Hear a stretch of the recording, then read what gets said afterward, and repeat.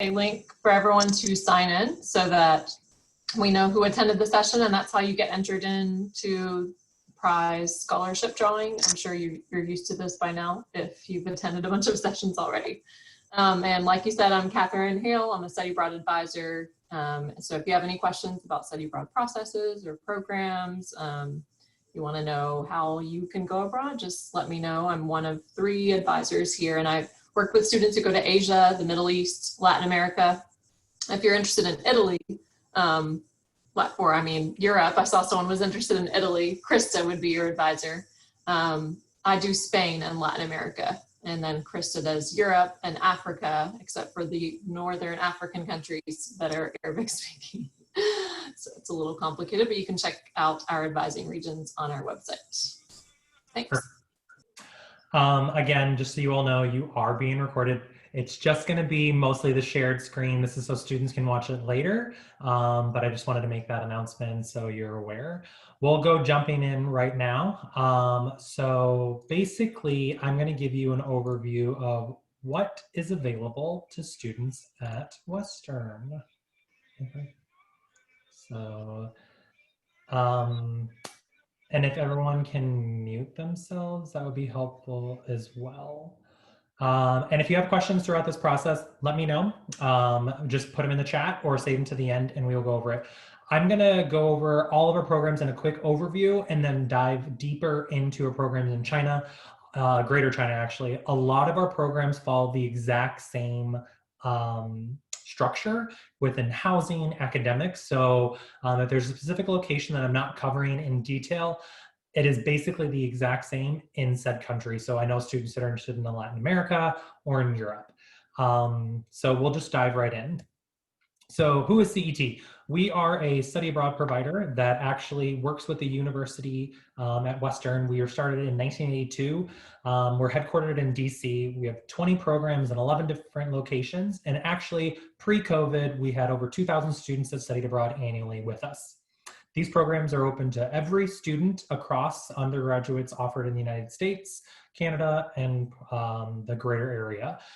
That being said, the majority of students from Western that go on our programs actually study with us in Greater China and or Jordan. Why you should choose us. There are so many options that are available to you at Western, which is great. You have keys, you have other providers, you have ones that are specifically run by Western that are faculty-led. At CET, we're known for our academic challenging programs. We offer support before, during, and after study abroad. This is in addition to the support that Western offers you by being a Western student. So Catherine's office does a lot of advising that is very, very helpful. You would obviously be able to meet with the alumni of different programs, financial services, things like that. But we offer additional on-site and before and after support that not every program does offer. We also are known for engaging trips and activities, which complement the areas of study that you're going to be doing, and then meaningful connections with locals. I will go over all of those in greater detail later through the slides. So programs, where do we go? In Asia, we have programs in Vietnam, Japan, India, and Greater China. And then in Latin America, we have programs in Colombia and Brazil. In Asia, our programs in Vietnam are in Ho Chi Minh. In Japan, it's in Osaka. India, we have sunset them, so don't really worry about them right now. And in Greater China, we go to Beijing, Shanghai, Kunming, Harbin, and Taipei. In Latin America, within Colombia, we go to Cali, and that program focuses on race, identity, and ethnicity. And then in Brazil, we go to Sao Paulo, which is a program that focuses on social injustice and the 21st century Brazil. Within Europe, we go to Jordan, that is in Amman, and that is a language intensive program. And within Italy, we end up going to Florence and or Siena. And then we also are in the Czech Republic, which is located in Prague. So I'm going to go over our programs in Greater China, since most students said that was something of interest. A lot of the things, like I said, that are covered in this about housing, local roommates, things like, and academics are very similar in all of our locations. So bear with me, we'll go over China and then we can jump ship and talk about other ones if students have questions and things like that. So as I said, in Greater China, we go to Shanghai, Beijing, Kunming, and Taipei. For Shanghai, this program and all of our programs actually are offered during the fall semester, spring semester, and summer term. So I'm going to give you an overview of just kind of the programs as a whole. So Shanghai, the program is one that is known for a language, but in addition, you have the ability to do an internship. We offer Chinese language from 100 level all the way up to 500. And then you choose electives that are based on the location. So Shanghai, they're covering things in economics, marketing, government, and then you have an internship. These internships are all project-based, they're around your area of study, and they're custom. So just because you're studying Chinese and economics doesn't mean every single student is going to be going and doing an internship in the same location. We have students that work with NGOs, multinationals, government entities. They kind of run the gamut. Shanghai is a very large city. It's basically taking New York City and multiplying it by 3 just for you to get the center of the city. Here you also, just to list, you can see there's a few of the internship options that are listed on the right-hand side. The also great thing outside of the academic component where you're taking Chinese and electives that are taught in English, you have weekend excursions and trips. So we'll end up going outside of the city so you can see different areas that are less industrialized, less urban. That way you can focus on comparing and contrasting what it's like being in one of the world's largest cities to more rural areas as well. Beijing, this is the most popular program we have for students from Western that go on a CET program that is in Greater China. This is a language intensive program that is approved by Flagship. So if you're a Flagship student, you can go on one of these programs. It is during the fall, Jan term, spring, and summer. You're doing 20 hours a week of Chinese language. You have one-on-one sessions, 1-on-2 drills, full-time language pledge, which means you have to speak Chinese from the minute you set foot on the ground. There's a 3-strike rule. First one is a verbal warning if you speak English. Second one is a written warning, which then I have to report back to Catherine. And the third one is one where you may be asked to leave the program. It is very challenging, hence the majority of students that go on this end up being Flagship students or students that are really serious about their Chinese language acquisition. Out of classroom assignments obviously are a great opportunity for you to experience and utilize the language. And we cover every single level of Chinese from 100 all the way to heritage learners as well. These are dedicated teachers that are long-term. They've been teaching with us from some of them since 1982. So you have some really, really good faculty support there as well. Outside of the total immersion, you have your language practicum and there are additional weekend trips. So I know personally I have a bucket list of travel that I want to do across the globe. And when I was studying Chinese in China, one of the main ones was I want to see the Great Wall. You will do that. We will take you to Mutianyu, which is just outside of Beijing, about an hour away, so you can see the Great Wall and knock that off your bucket list. There are other activities that are included. We go to heritage sites, you go to the Imperial City, things like that. So you can ingrain yourself deeper on a more local level instead of always feeling like a visitor. Taiwan is another program that is outside of mainland China. This program is a bit different. It's kind of taking Shanghai, which is internships, and then taking Beijing, which is known for language, and mixing them together. So this program is based in Taipei. You have a part-time language pledge, and then you study at National Taiwan University. There is no prerequisite for studying Chinese, but you end up doing all Chinese language, an internship course, and then an internship. It's a bit different than Shanghai where you're doing some Chinese and electives in English. This one is language and internship. Great thing about Taipei, I have been, I love it. It is a very modern city, easy to get around. The weather is very temperate, so it is nice. They have palm trees and it's beautiful, so you don't get to experience winter if you decide to go during the fall. But if you see on the right-hand side, there's a list of some of the past internships, students that have worked with the Democratic Progressive Parties, the China Post, Fulbright, and then there are additional weekend trips as well. So you can hop on a train, go to Sun Moon Lake, which is a really beautiful place pictured there in the bottom right. or you can hop on a train and end up in Taichung, which is another city in the center of the island, or go take the train to Kenting, which is a beach town on the southern tip of the island. Kunming, again, another language intensive program. This one is only during summer though. It is one-on-one sessions, full-time language pledge, daily Chinese table. And this one does have a prerequisite of 2 semesters of at least taking intermediate college level Chinese. This one is also available to students for flagship. As you can see, there is a language boot camp, full-time language pledge, and then you end up getting to, because there is a lot of influence of minority groups in the area of Kunming. We end up going to Dali, which is predominantly influenced by the Muslim culture and religion. So it is pretty interesting to see a country that is like 90% Han Chinese to be able to see the different minority groups that are recognized by the Chinese government. Jan term, Beijing, I'll just kind of skim over this one. The great thing is if you are interested in just doing a boot camp, we do have a Jan term, which is in between just the month of January, where you can go to Beijing and do language.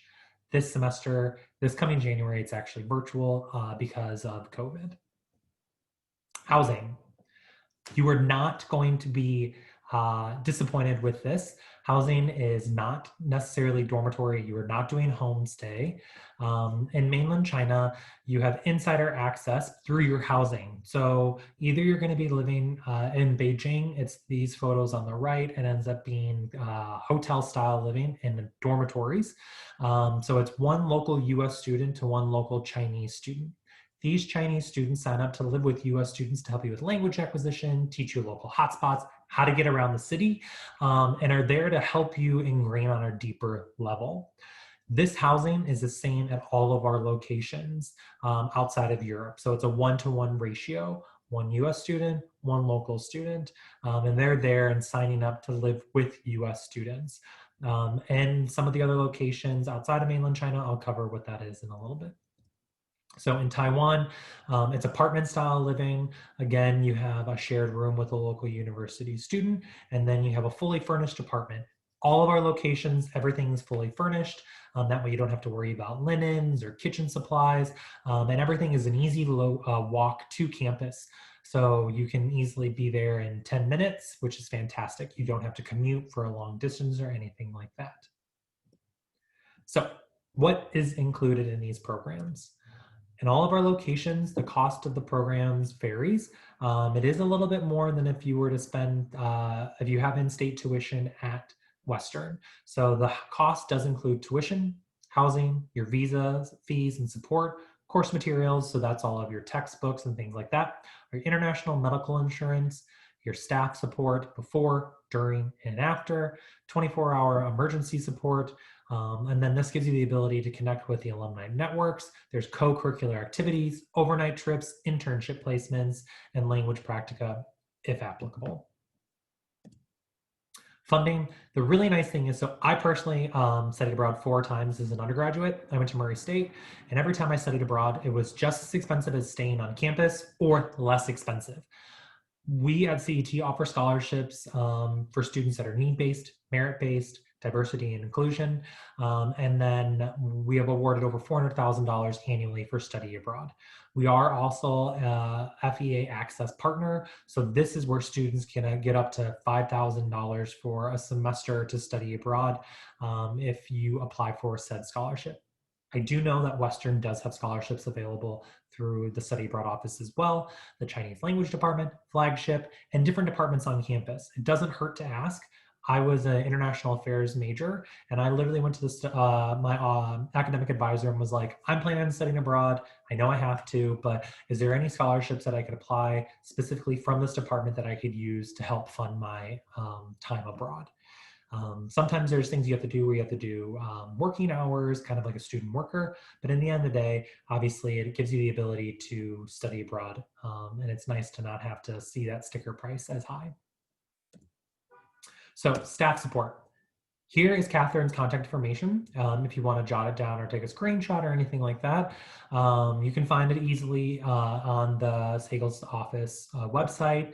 Her email is listed there, her campus phone.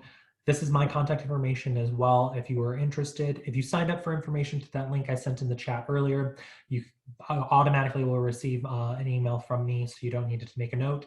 And this is just an example of the additional services we have available. Alexandria Waters works in our DC office and is the student service coordinator. So she's the one that would help you with visas, anything related to housing, any questions, she would definitely be able to help you with that. So I'm going to, if anybody wants to put in the chat, is anyone interested in Jordan?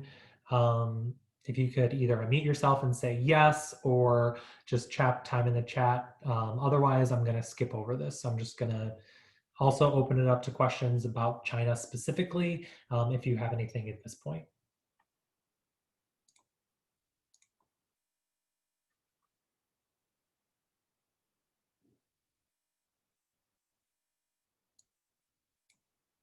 Okay, so it seems that no one has any questions specifically to China or is interested in Jordan.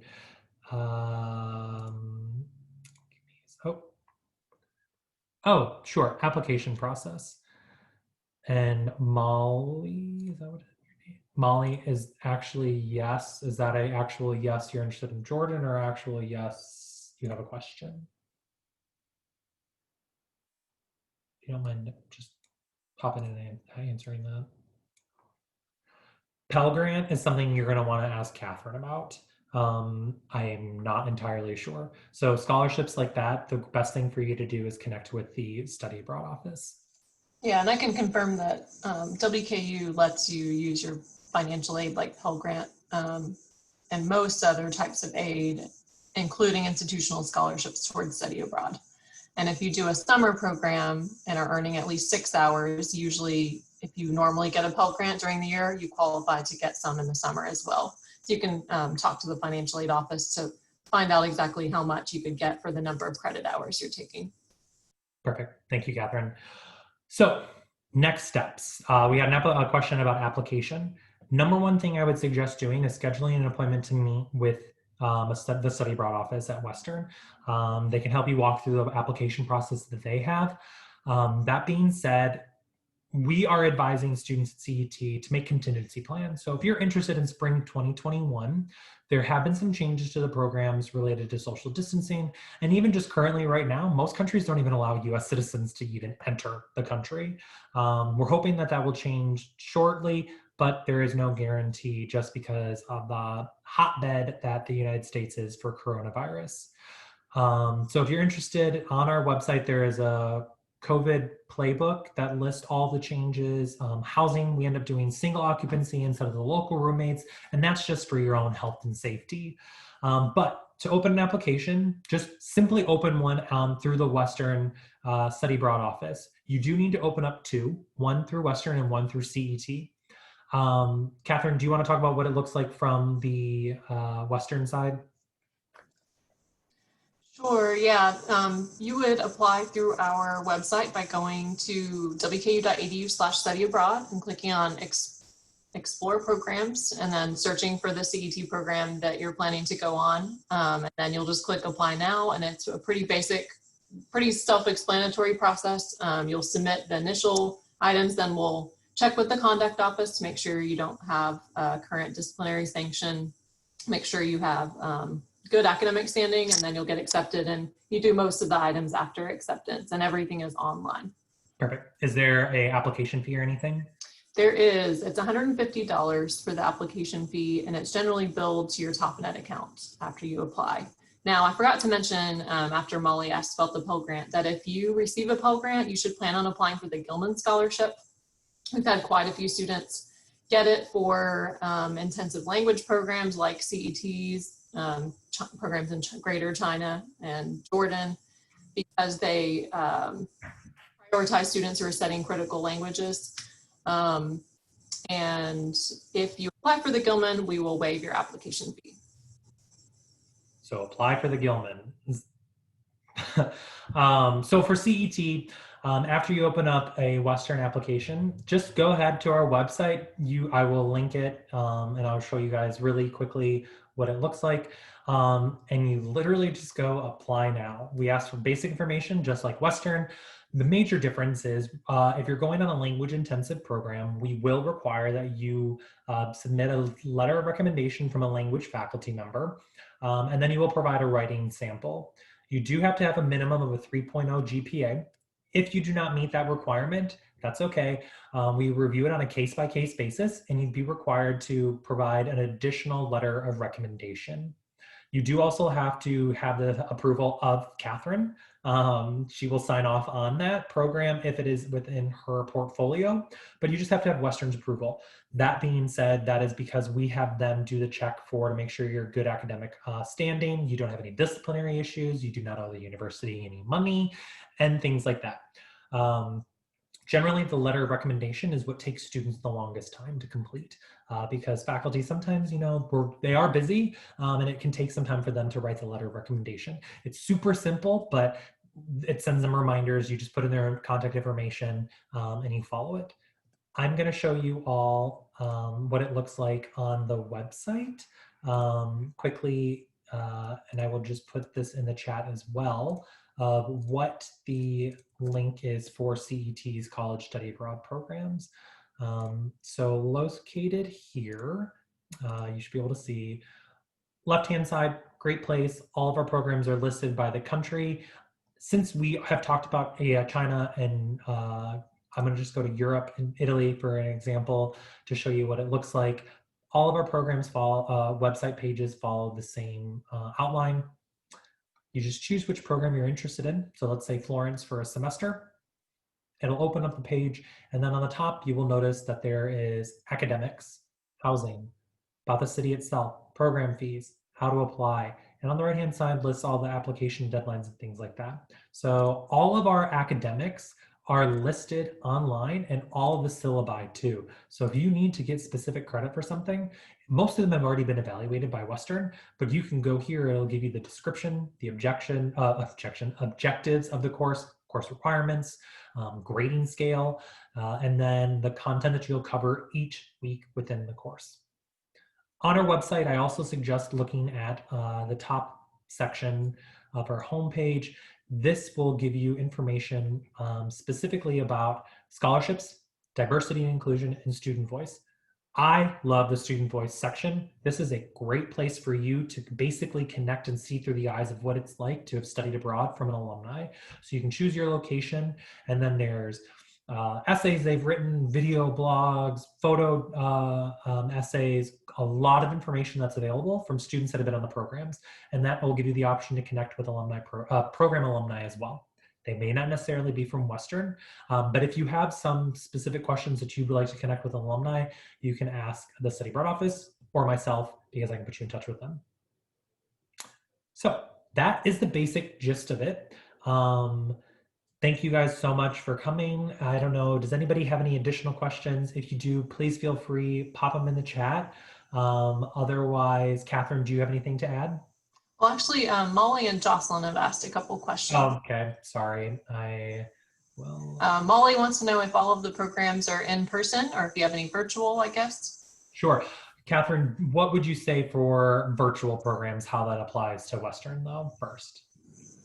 Yeah, we have a basic application page for students who might be interested in going on a virtual program, and we can help advise. We are supportive of it, and you would apply in the same way that you apply for a study abroad program, get your courses approved by the appropriate departments. So it's definitely something you can consider. We also do have a section on our website, which is located and lists all the virtual programs. The programs that are virtual, we offer them in China, Japan, and in Jordan, or I'm sorry, Chinese, Japanese, and in Arabic. Obviously, you wouldn't be going to that country. We do have programs that are available virtually, and they vary. A lot of them are language intensive. Then we also have the,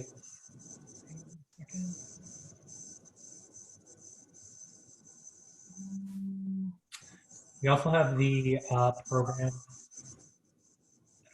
Can everyone make sure they're just muted quickly? For some reason, it won't let me do it. I'm just getting a lot of feedback on my end. I'm not hearing anything. So maybe Okay. just your computer. Probably. I'll turn off mine. Okay. Actually, it was you. So acceptance rates. Yeah. So students that are interested in programs that are for CET, they are pretty competitive. I would say that if you meet the minimum requirement, you're most likely to get in. We don't currently have concerns about hitting the max number of students being able to go on our programs. Previously, before COVID, we did hit the max. Programs that are in China, like Shanghai, will have 75 students, but programs in like Harbin will end up having 10 to 12. So as long as you are within good academic standing, meet the minimum requirements, I think you should be pretty comfortable if you put time into your essay into being accepted. I can't speak about what Western's acceptance rate would be. I would imagine something pretty similar if you can meet the minimum requirements and put some effort into what you would be doing or your application. That's correct. Yeah, we don't have a selective application process. You basically just have to be in good academic and disciplinary standing to get approved by our office. So then there's a question that's related to if you don't have a language faculty. If you're going to be studying on a language intensive program and you haven't studied the language before, that's totally fine. What ends up happening is you just tell us you haven't studied language before. If you did it in high school, that's okay. Just tell us that, and you don't need a language faculty recommendation. If you are studying at Western and are taking a language, then I would suggest that. For faculty recommendation for non-language intensive programs, which end up generally being in Europe or in Vietnam, you would just get a recommendation from a faculty at Western. You do have to get one from a faculty member that you have studied with or are currently studying with. It is very simple. And a lot of that, just under the how to apply and admissions section, will tell you what they need to do.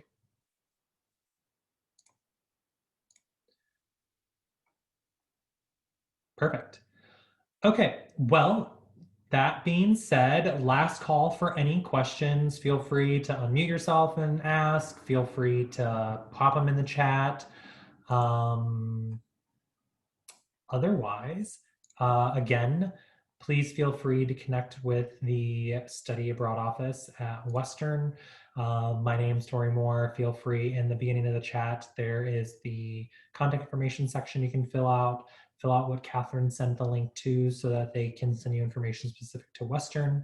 But I will be on for the next couple of minutes. If anyone has anything specific, I'm more than happy to answer.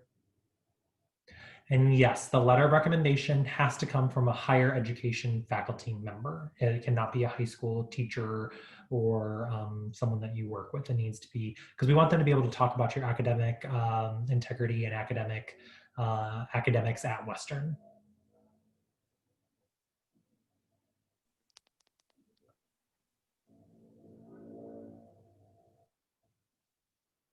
Otherwise, everyone have a great evening. Enjoy the rest of your time. Be safe out there.